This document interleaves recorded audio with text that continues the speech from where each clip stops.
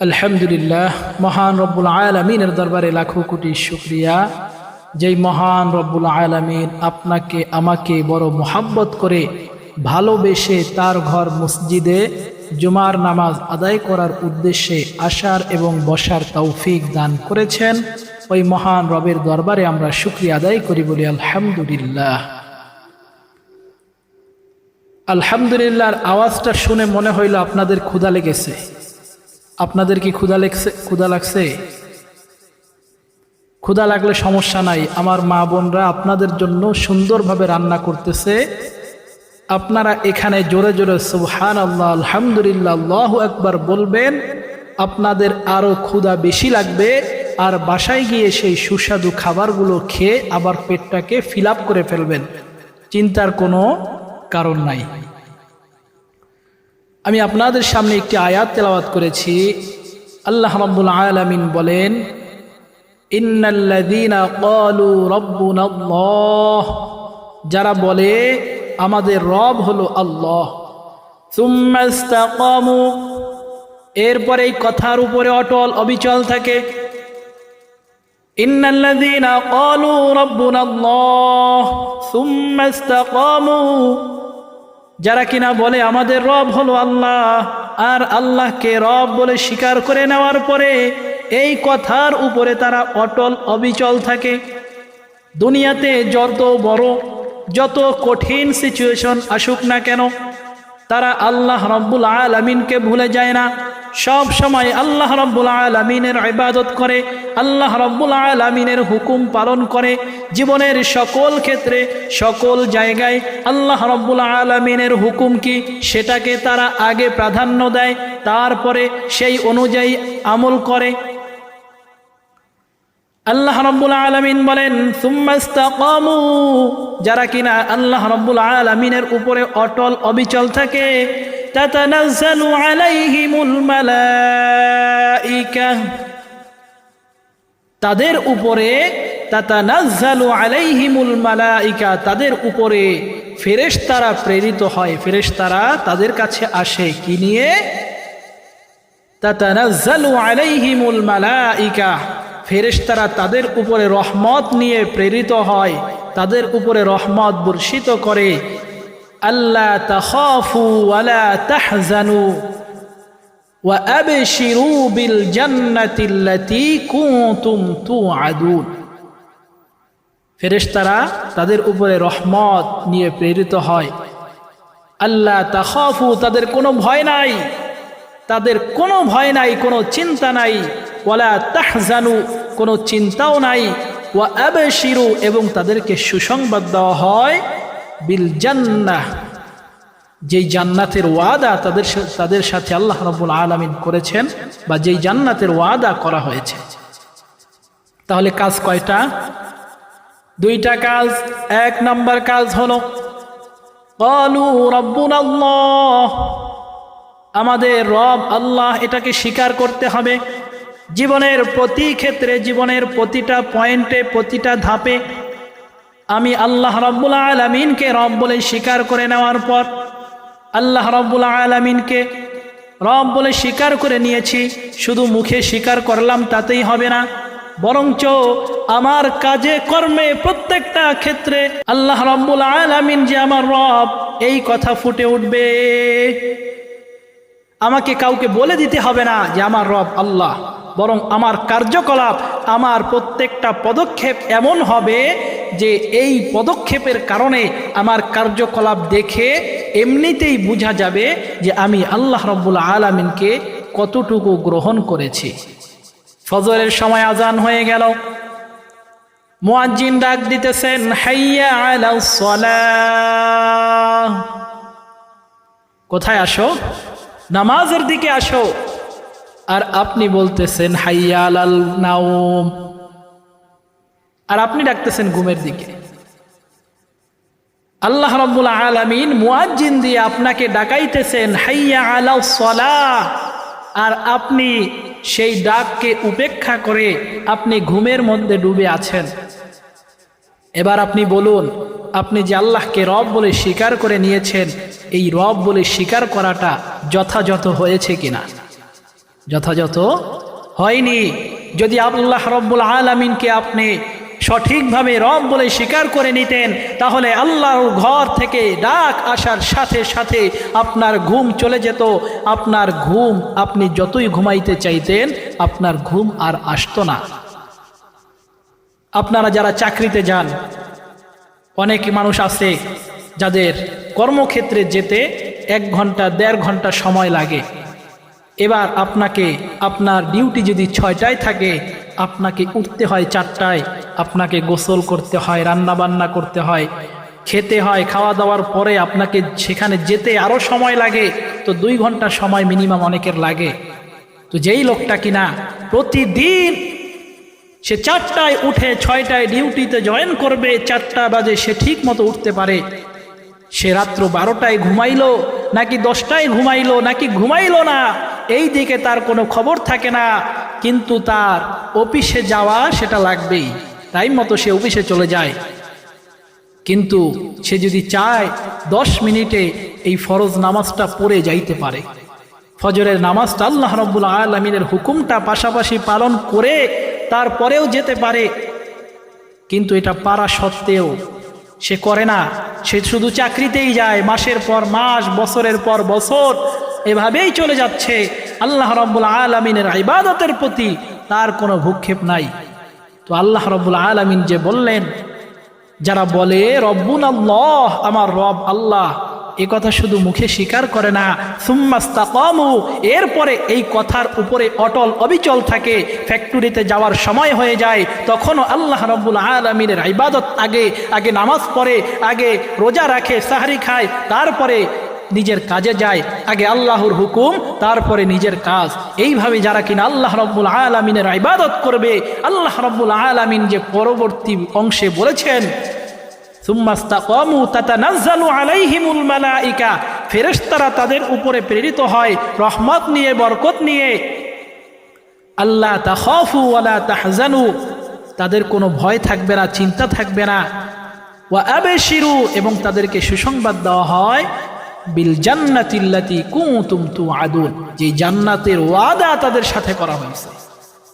আপনি চিন্তা করেন, আপনি যেই কোম্পানিতে চাকরি করেন, যেই অফিসে কাজ করেন, সেই মালিক আপনাকে বলেছে প্রতিদিন তুমি 6টায় আসবে, সকাল 6টায় এসে সন্ধ্যা 7টার সময় বা 8টার সময় অথবা 6টার সময় তুমি চলে যাবে।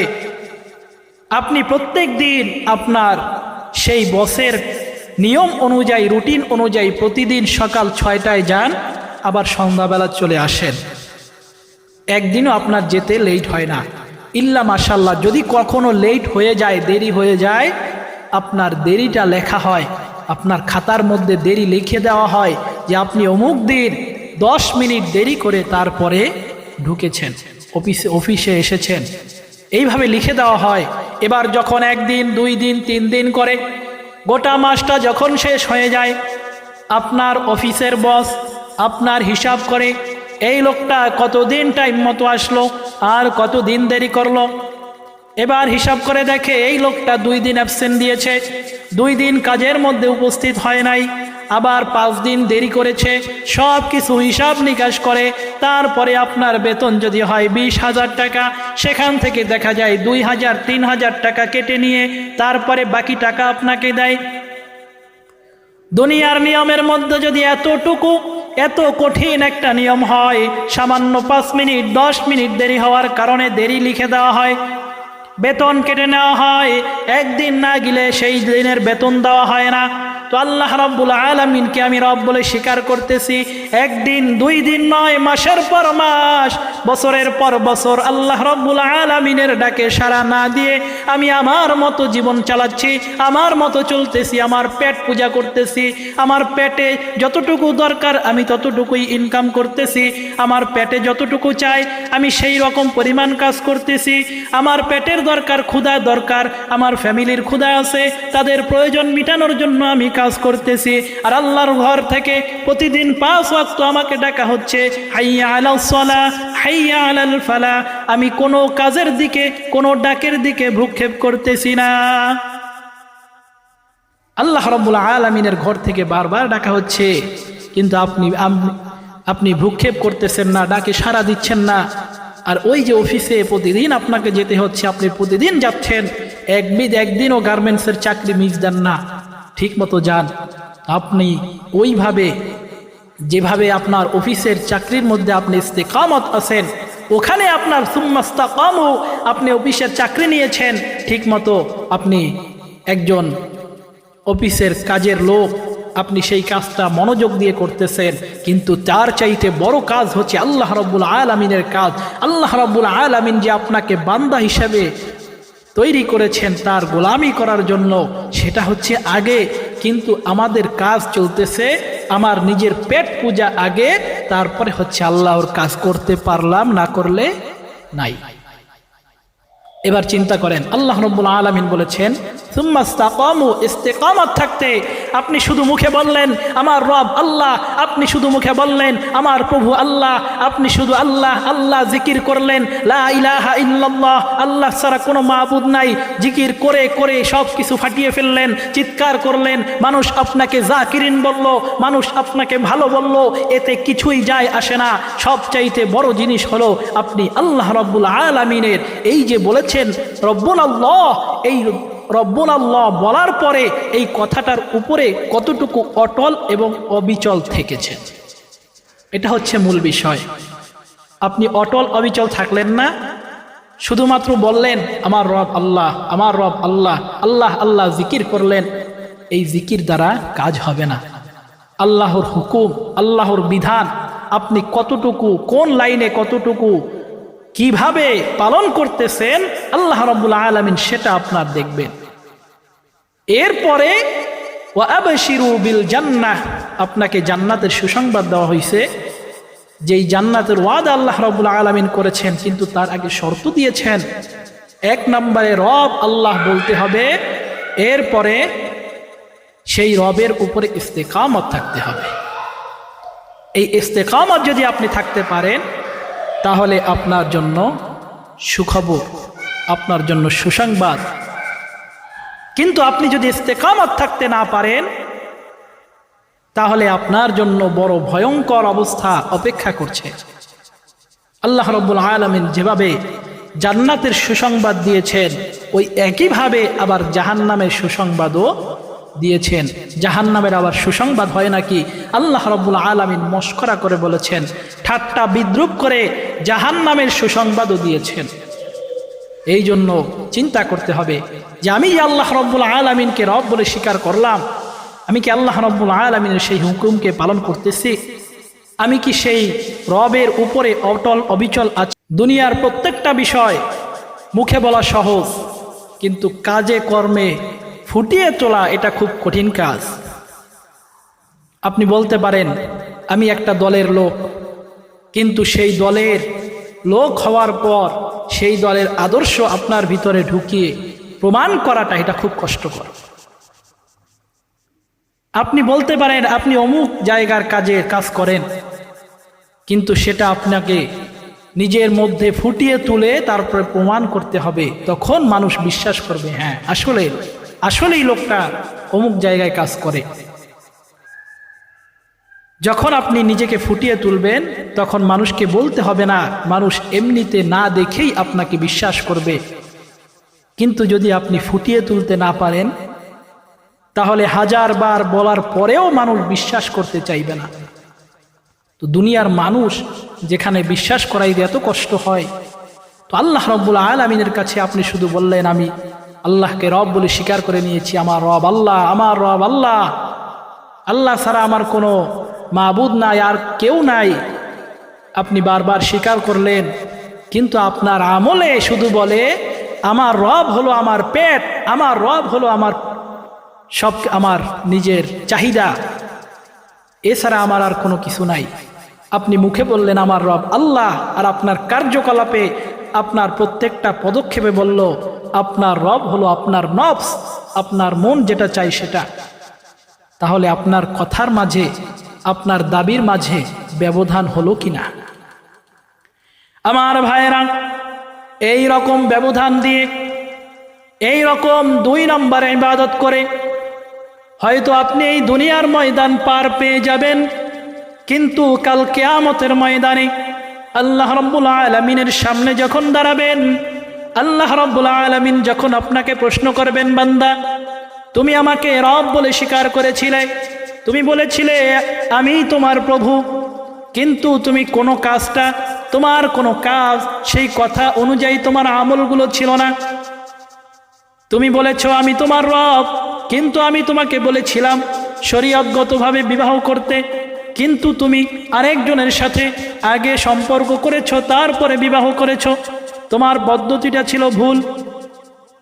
আমি তোমাকে বলেছি যা কিছু দরকার আমার কাছে চাইতে হবে, কিন্তু তুমি আমার কথা শোনোনি। আমার কথা না শুনে তুমি পীরের দরবারে ছুটে গিয়েছো, তোমার কোন বাবার দরবারে ছুটে গিয়েছো সন্তানের জন্য, তোমার পেরেশানি দূর করার জন্য বাবার শরণাপন্ন হয়েছ। 2 রাকাত নামাজ পড়ে যদি আমার কাছে দোয়া করতে, আল্লাহ রাব্বুল আলামিন, ইয়া রাব্বুল আলামিন, আপনি আমাকে এই পরীক্ষায় ফেলেছেন, আপনি এই পরীক্ষা থেকে আমাকে উদ্ধার করুন। আল্লাহ রাব্বুল আলামিন বলেন, বান্দা যদি আমাকে ডাকে আমি তার ডাকে সাড়া দেই, অবশ্যই সাড়া দেই। আল্লাহ রাব্বুল আলামিন সাড়া দেন। তো আল্লাহ রাব্বুল আলামিনকে শুধু মুখে রব বললাম আর অন্তরে বিশ্বাসও করলাম, মুখে বললাম, কিন্তু আমার কাজগুলো হলো সব কিছু এলোমেলো, তাহলে আমি কি জান্নাতে যাব? আপনি পরীক্ষায় লিখলেন, পরীক্ষা দেন না আপনারা? পরীক্ষা দেন, পরীক্ষায় খাতার মধ্যে লিখতেছেন, প্রশ্ন অনুযায়ী উত্তর লিখতে হবে। প্রশ্নে চাইছে বাংলাদেশের রাজধানী কি, আপনি লিখলেন খুলনা, নাম্বার পাবেন না? কি বলেন? নাম্বার দিবে আপনাকে? দিবে না। তো পরীক্ষার প্রশ্ন যেরকম, উত্তরটা হতে হবে প্রশ্ন অনুযায়ী। এর এদিক সেদিক হলে তাহলে পরীক্ষায় নাম্বার পাওয়া যাবে না। ঠিক তদ্রূপভাবে আল্লাহ রাব্বুল আলামিনকে আমরা রব বলে স্বীকার করলাম, সেই অনুযায়ী সঠিকভাবে হতে হবে। আল্লাহ রাব্বুল আলামিনের ইবাদত সঠিকভাবে করতে হবে, তখন আল্লাহ রাব্বুল আলামিনের সেই ওয়াদা অনুযায়ী জান্নাত আমরা পাব। কিন্তু যদি আমরা সেই রকম ইবাদত করতে না পারি, পরীক্ষার মধ্যে আমার প্রশ্নটা যেভাবে কেটে শূন্য দিয়ে দেওয়া হয়, আল্লাহ রাব্বুল আলামিন আমার আমল নামায় সব কিছু কেটে দিয়ে শূন্য দিয়ে দিবেন। আমার জান্নাতে যাওয়ার জন্য আর কিছুই বাকি থাকবে না। এই জন্য এখনো সময় আছে ভাইরা আমার। আল্লাহ রাব্বুল আলামিনকে আমরা রব বলে স্বীকার করে নিয়েছি। এখন সমাজের প্রত্যেকটা ক্ষেত্রে, প্রত্যেকটা জীবনের প্রত্যেকটা পর্যায়ে গিয়ে আল্লাহ রাব্বুল আলামিনের বিধান জেনে সেই অনুযায়ী নিজের জীবনকে পরিচালনা করতে হবে। আল্লাহ রাব্বুল আলামিনকে যে রব বলে স্বীকার করে নিয়েছি, এর উপরে ইস্তেকামত থাকতে হবে। অসুস্থ হলে কোনো বাবার দরবারে যাওয়া যাবে না। অনেক আল্লাহর কাছে দোয়া করেছি, নিরাশ হওয়া যাবে না। আল্লাহর কাছে চাইতেই হবে, চাইতেই হবে। চাইতে চাইতে আল্লাহ রাব্বুল আলামিন যদি আমার জন্য ভালো মনে করেন তাহলে দিয়ে দিবেন, আর যদি আমার জন্য মন্দ মনে করেন তাহলে আল্লাহ রাব্বুল আলামিন দুনিয়ায় হয়তোবা সেটা দিবেন না, কিন্তু আখেরাতে এই চাওয়ার জন্য আল্লাহ রাব্বুল আলামিন আর উত্তম জিনিস আমাদেরকে দান করে দিবেন। বলেন না সুবহানাল্লাহ। এই জন্য আল্লাহ রাব্বুল আলামিনের কাছে বেশি বেশি চাইতে হবে। আমরা তো একবার দুইবার চাওয়ার পরে আমরা নিরাশ হয়ে যাই, এত চাই কেন দেয় না? আল্লাহ রাব্বুল আলামিন বান্দার জন্য যেটা ভালো মনে করেন সেটাই বান্দাকে দান করেন। এই চিন্তা, এই কথা, এই বিষয়টা আমাদের মাথার মধ্যে থাকতে হবে। তাহলে আমরা আল্লাহ রাব্বুল আলামিনের কাছে যখন চাইব তখন আর নিরাশ হব না, চাইতে কষ্ট লাগবে না। আল্লাহ রাব্বুল আলামিনকে যে আমরা রব বলে স্বীকার করে নিয়েছি, এর উপরে ইস্তিকামত থাকতে হবে। পৃথিবীর দুনিয়ায় চলার ক্ষেত্রে, সব লাইনে, প্রত্যেকটা ক্ষেত্রে, প্রতিটা ধাপে, জীবনের প্রত্যেকটা সময়ে আল্লাহ রাব্বুল আলামিনকে রব বলে স্বীকার করে যেভাবে কাজ করা দরকার সেইভাবে কাজ করার আমাদের প্রত্যেককে আল্লাহ রাব্বুল আলামিন তৌফিক দান করুন। ওয়া মা আলাইনা ইল্লাল বালাগ।